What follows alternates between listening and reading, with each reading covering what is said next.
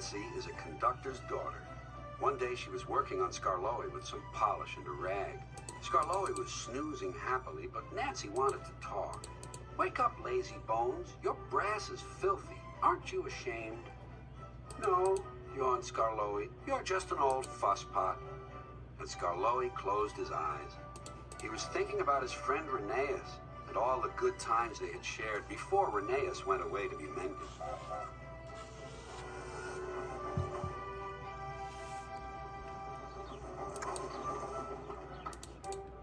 Nancy interrupted again.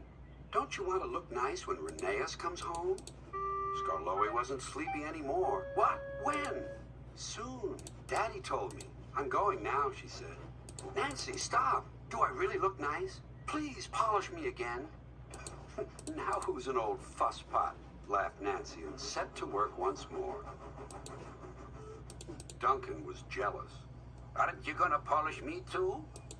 "Sorry, not today. I'm going now. I'm helping the refreshment lady this afternoon. We must get the ice cream ready for the passengers." "Never mind, Duncan." But Duncan did mind. "It isn't fair," he complained. "Peter Sam gets a special funnel, Sir Handel gets special wheels, passengers get ice cream, but I'm not even polished." Of course, this wasn't true, but Duncan enjoyed complaining. He became sulkier still.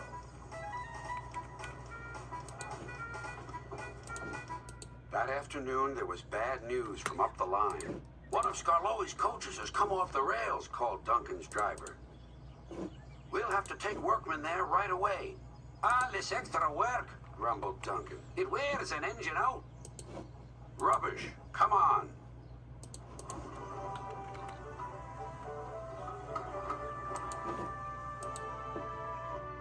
The derailed coach was in the middle of Skarloey's train, so he had gone on to the top station with his front coaches.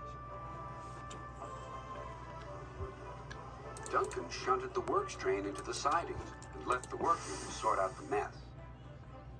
Then he brought the passengers in the rear coaches home. He sulked all the way. "I get no rest, I get no rest," he muttered. Duncan made the journey very difficult. He was short of steam, so his driver waited a while in the hope of raising more. But Duncan wouldn't try. "We'll keep our passengers waiting," said his driver. Duncan was cross. "You always think about the passengers and never about me."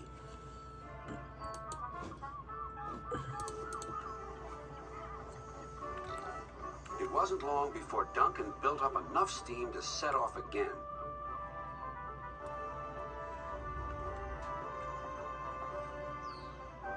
But he was still very grumpy and cross. "I'm overworked and I won't stand it."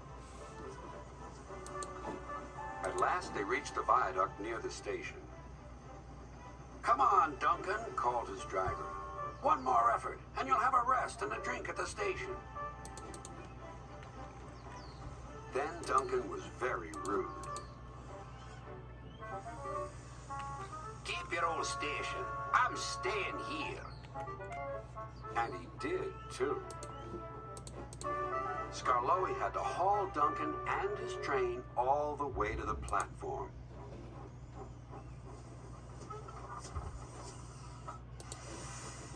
The passengers were furious. They told everyone what a bad railway it was.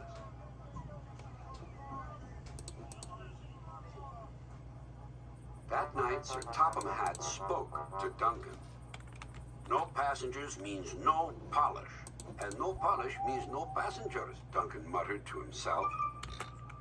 "He still has a lot to learn, doesn't he?"